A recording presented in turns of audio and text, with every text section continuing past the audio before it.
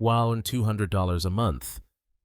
In the United States, that amount usually only covers the rent for a small room and a few basic bills, and sometimes it's still not enough to live comfortably.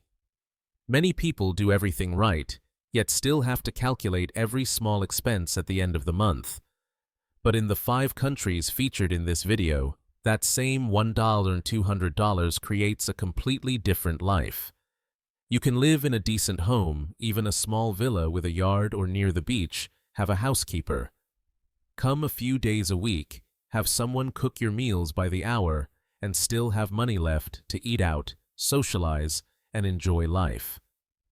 Let's be clear from the start, this is not about slums, it's not about sacrificing safety, and it's not about living recklessly. This is about living comfortably by local standards, in places where the cost of living and the culture of domestic services make $1,200 far more powerful than it is in the US.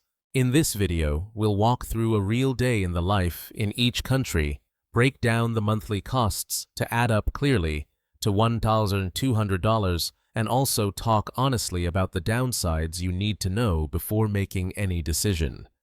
Stay until the end, because after seeing all 5 countries, I want to ask you one simple question. Which country shocked you the most? Country 5. Nicaragua beach town, Granada. Let's begin with a very ordinary morning in Nicaragua. You wake up in a 2 or 3 bedroom house with a small yard, tropical sunlight filtering through the windows, warm but comfortable air, and the smell of freshly brewed coffee and ripe fruit from a nearby market. There are no car horns, no urgent emails, just quiet. This isn't a resort. This is your everyday life on a $1,200 monthly budget. Mid-morning, your housekeeper arrives. She works 3 days a week, cleaning the entire house, doing the laundry, changing the sheets, and watering the plants in the yard. You no longer have to think about daily chores, not because it's extravagant, but because in Nicaragua, hiring domestic help is a normal part of middle-class life. Several days a week, your private cook comes by. He shops at the local market selecting fresh fish, vegetables, plantains, rice, and beans. He prepares simple but satisfying meals: grilled fish, hot rice, sautéed vegetables, fresh fruit for dessert. Nothing fancy, just real food cooked properly at the right time. In the afternoon, you head to the beach or take a slow walk through the historic streets of Granada. There's no rush, no crowds. You have time, and that is the real luxury that $1,200 buys here. In the evening, you eat on your front terrace. The breeze carries the salty air from the ocean or the soft humidity rising from Lake Nicaragua. The sun sets quickly, but no one hurries. Life naturally slows down. Now let's talk about the numbers, because everything here adds up exactly to $1,200. Rent for a house or small villa in a beach town or in Granada runs about $350. A housekeeper 3 days a week costs $120. A private cook coming 3 to 4 days a week costs $200. Utilities and internet come to about $70.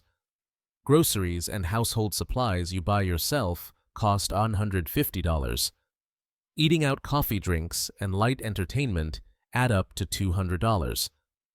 Miscellaneous expenses, transportation, medicine, and small unexpected costs total $109. That's $1,200. No shortages, no debt, no financial pressure. Why is this possible in Nicaragua? Because the housing market still serves local residents, not speculative investors. Local wages are much lower than in the West, which keeps service costs affordable. And most importantly, hiring help or a cook isn't seen as luxury. It's simply part of everyday middle-class life. Of course, Nicaragua isn't perfect. U.S. citizens are generally allowed to stay up to 90 days visa-free as tourists, but longer stays require planning. Healthcare is adequate for routine needs, but for serious medical issues, many expats travel to Costa Rica or other regional medical hubs. Infrastructure, internet, and government processes can sometimes feel slow or unreliable. Patience is necessary. But if you're willing to live in a developing country in exchange for space, mental relief, and a slower, more human pace of life, Nicaragua delivers a lifestyle upgrade that $1-200 could never buy in the United States. And if you're thinking, this sounds appealing, but I want a place with a larger, more international community, then it's time to fly to Southeast Asia. Country 4. Indonesia, Bali Ubud, Canggu.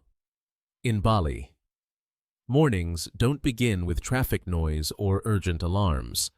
They begin when you open the door and step into a small tropical garden, a quiet private pool, birds calling from the trees, and the faint scent of incense drifting from nearby temples.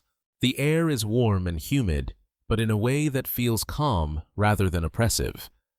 Your housekeeper comes almost every day. 6 days a week, the house stays clean. The laundry is done and neatly folded, and the pool and garden are regularly maintained. There's no sense of being served in an uncomfortable way. This is simply how daily life works in Bali. Domestic help is a normal part of middle-class living, not a symbol of excess. Several days a week, your cook stops by. Some days, it's traditional Balinese food, rice, vegetables, fish, and local spices. Other days, it's simple Western dishes when you're craving something familiar. Ingredients are bought fresh from the morning market, inexpensive, and enough to cover the day. The meals aren't fancy, but they're ready when you need them. In the afternoon, Bali shifts into a different rhythm. You might work from a co-working space, sit for hours in a cafe with reliable Wi-Fi, or simply read a book. No one rushes you. No one asks what you do for a living. In the evening, a low-cost massage, a gentle yoga class, and then back home to find dinner already prepared in the garden. Soft lights, insect sounds, open air. Life slows down without feeling stagnant. All of this fits within $1-200 a month. A 2-bedroom villa with a private pool in Ubud or Canggu costs about $450. A housekeeper working 6 days a week costs $150. A cook coming 4 days a week costs $20. Utilities and Wi-Fi run around $60. Transportation by scooter is about $35. Groceries and household supplies cost $150. Eating out, coffee, and socializing come to $150.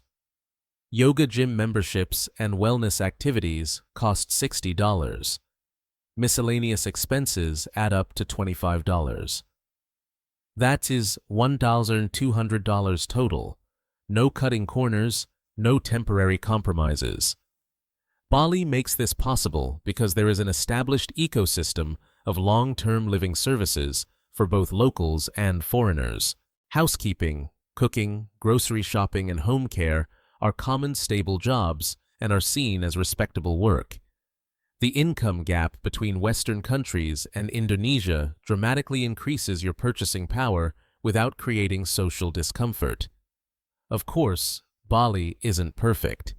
Tourist and visit visas typically allow stays of around 30 days, and longer stays require extensions or the appropriate visa type. Basic health care is sufficient for everyday needs, but serious medical situations are often handled in Singapore or Thailand. The climate is hot and humid year-round. Traffic can be heavy in crowded areas, and electricity or internet can occasionally be unreliable.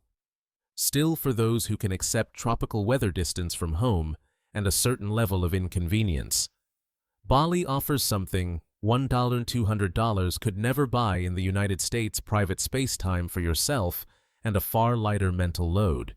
And if you want Asia still close to the beach, even more diverse food, and an even easier day-to-day rhythm, the next stop is Vietnam. Country. 3. Vietnam. Da Nang, Hoi An. Inn. Vietnam. The day begins gently. You make a cup of coffee, step out onto the balcony, and the ocean is right there, not far, not noisy. Just a short walk, and your feet are already on the sand. The morning air is cooler than you might expect, with a sea breeze carrying the scent of salt and the steady sound of waves. Life doesn't start with stress here. 5 days a week, your housekeeper comes by. The apartment stays spotless, everything neatly organized, laundry, washed and folded. There's nothing formal or distant about it. In coastal cities, hiring help by the day is completely normal. It's not a sign of wealth, it's simply how people keep daily life running smoothly. A cook or hourly assistant comes when needed. They shop at the local market in the morning, choosing fresh fish, vegetables, and meat, prepare meals for the day, and help with small errands, cleaning the kitchen, picking up household items, whatever's needed. You don't have to hire someone full-time. A few well-timed hours are enough to make the whole day easier. In the afternoon, you sit in a cafe by the street or near the beach. The Wi-Fi is fast, the coffee is cheap, and no one rushes you to order again. You can work, read, or simply watch life pass by. Da Nang and Hoi An move at a pace that's slow enough to breathe, yet modern enough that you never feel disconnected from the world. In the evening, the city lights come on. You eat seafood, fresh, simple, no need for elaborate preparation. The sea breeze cools the air. The streets grow livelier without becoming overwhelming. Hoi An is quieter, lanterns reflecting on the river, the pace slowing even more. You don't need big plans. Stepping outside is enough. All of this fits within $100–200 a month. An apartment or house near the beach costs about $420. Housekeeping 5 days a week costs $140. A flexible cook or assistant costs $160. Utilities and internet come to $55. Transportation by motorbike or Grab is $35. Food and groceries total $20. Eating out and entertainment cost $40. Gym memberships or light activities cost $40. Miscellaneous expenses add up to $20. That's $1,200. No constant budgeting, no quality sacrificed. Vietnam makes this possible because food services and housing in many coastal cities remain far cheaper than in the United States. More importantly, the idea of hourly services is deeply built into everyday life. You hire help only when you need it for exactly what you need, and that's what keeps life feeling lighter without increasing expenses. Of course, there are realities to acknowledge. Vietnam's e-visa system allows stays of up to 90 days with options for single or multiple entry, but longer stays require patience with slower administrative processes. In expat areas, English is enough for daily life, but learning a few Vietnamese phrases makes everything smoother. Cultural differences exist and take time to adjust to. Still, if you're willing to embrace a different rhythm, one where money is no longer the central daily pressure, Vietnam offers a rare balance of beach living, incredible food, accessible services, and low cost of living that $100–200 could never buy in the United States. And if you want a place that's still tropical, but where English feels even easier, the Philippines becomes a very strong contender. Country. 2. Philippines, Dumaguete, Siargao. In the Philippines, mornings begin differently. You walk along a seaside boulevard lined with palm trees, the ocean right beside you. Locals smile and nod as you pass almost automatically. The atmosphere feels light, open, friendly, and unguarded. The sense of being an outsider fades quickly. Your housekeeper comes 6 days a week. She doesn't just clean and do laundry. She often goes to the market with you, showing you how to choose fresh fish, fruit, and local ingredients. Everything feels natural, not formal. In the Philippines, having a housekeeper is common in many households. It isn't a sign of wealth, just a normal part of everyday life. Several days a week, your cook stops by. Some days, it's traditional Filipino food, fish, rice sour, soups, vegetables. Other days, it's whatever you request, simple but familiar. Food is inexpensive, fresh, and easy to find. Meals are ready without you having to think about them, removing one of those small daily stresses that quietly add up elsewhere. Afternoons are for the ocean. Dumaguete is calm, walkable, and easy to settle into. Siargao is more active snorkeling, diving, surfing. The water is warm, the days are bright, and life moves at an unhurried pace. You don't need elaborate plans to feel like the day was well spent. In the evening, you eat out. Beachfront restaurants, small local spots, reasonable prices. What stands out most is how easy it is to connect with people. The expat community here is open and welcoming. Conversations start naturally, friendships form quickly, and experiences are shared without effort. And most importantly, everything happens in English. No guessing, no hesitation, no communication. Anxiety. That alone makes daily life far easier. All of this fits within $1,200 a month. Rent for a house runs about $375. A housekeeper 6 days a week costs $150. A cook 4 days a week costs utilities and internet come to $75. Food and groceries total $170. Eating out and entertainment cost $160. Transportation is $50. Gym memberships and activities are $60. Miscellaneous expenses add up to $40. That's $1,200. No constant budgeting.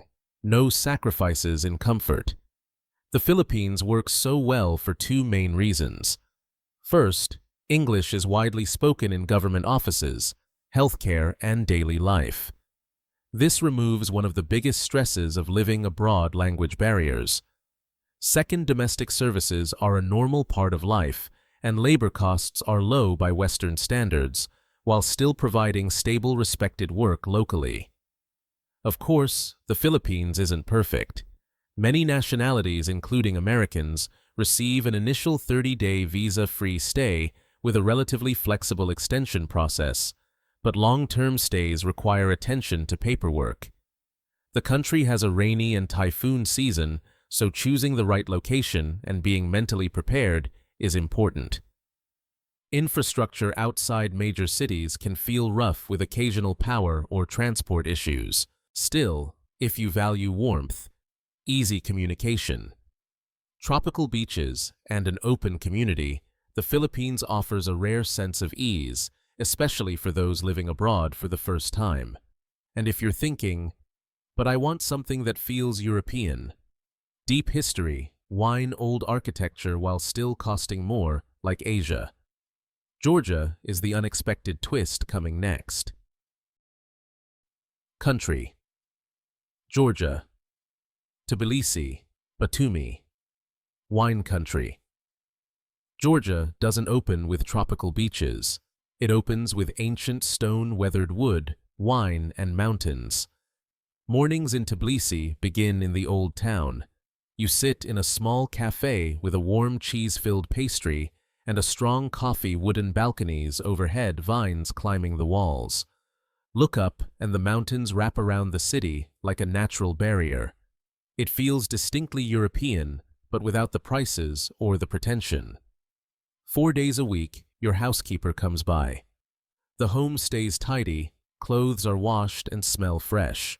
Nothing feels rushed. Everything moves at a steady, comfortable pace. In Georgia, domestic services don't feel distant or formal. They're simply part of everyday life, built on trust and familiarity. 3 days a week, your cook arrives. Georgian dishes appear on the table: khachapuri, with rich melted cheese. Khinkali dumplings, filled with meat and broth, slow-cooked stews, fresh salads with local herbs. Ingredients come from nearby markets, inexpensive and full of flavor. Meals don't need elaborate presentation here. The taste is the centerpiece. In the afternoon, you might visit the famous sulfur baths, a centuries-old tradition where locals go to relax and talk. Or you wander through spice markets, where colors, scents, and voices blend together. Georgia isn't loud, but it feels deeply alive. Evenings bring a shift in rhythm. You step into a small wine bar. Local wine is poured rich, complex, and shockingly affordable. A bottle of natural wine costs about what a couple of glasses would in Western Europe. You sit, sip, listen to soft music, and talk.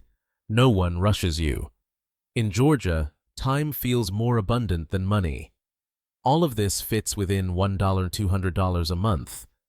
Rent runs about $380. Housekeeping 4 days a week costs $110. A cook 3 days a week costs $90. Utilities and internet come to $65. Groceries cost $170. Eating out and entertainment. Total $200. Transportation costs $45. Wine and local experiences add up to $80. Miscellaneous expenses come to $60. That's $100–200. A European lifestyle without European financial pressure. Georgia makes this possible because rent and daily costs remain far lower than in much of Europe. But more importantly, it's the culture of hospitality. Here, welcoming, sharing, and taking care of others is second nature. Small expenses translate into a surprisingly high quality of life. Of course, Georgia isn't for everyone. U.S. citizens can stay up to 365 days, but overstaying can result in fines. Winters can be cold, especially in the mountains, making it less suitable for those who only enjoy tropical climates. The language and alphabet are entirely different and take time to get used to. Still, if you're looking for a place that feels classically European, rich in history, distinctive cuisine, and an 8,000-year-old wine tradition, where $100–200 is still enough to live with dignity and ease. Georgia isn't just the top choice on this list. It's the unexpected twist most people never see coming. 5 countries, 5 different ways of living. But they all share one thing in common. $100–200 is no longer a limitation. Nicaragua offers a very straightforward upgrade: the ocean nearby, a spacious home, and domestic help where life slows down almost immediately. Bali is a different world altogether, with a private villa and pool, daily wellness, and a constantly moving international community. Vietnam provides a rare balance, combining beach living, incredible food, and a modern lifestyle without constant pressure. The Philippines feels the easiest to breathe in tropical weather, friendly people, and everything happening in English. And Georgia is the unexpected twist with a distinctly European atmosphere, a 1-year visa, and an ancient wine culture, all at a cost that remains surprisingly accessible. But one thing needs to be said clearly: this kind of life isn't for everyone. It requires flexibility, respect for local cultures, comfort with hiring domestic help as a normal part of daily life, and acceptance that infrastructure, paperwork, and bureaucracy in many places will operate very differently from the United States. In return, you gain something that's becoming increasingly rare: back home space, to breathe time for yourself and a lighter mind when you wake up each morning. So now, the question is yours. Out of these 5 countries, which one truly shocked you the most? And if you had $100–200 a month, where would you choose to live? And why? Leave a comment.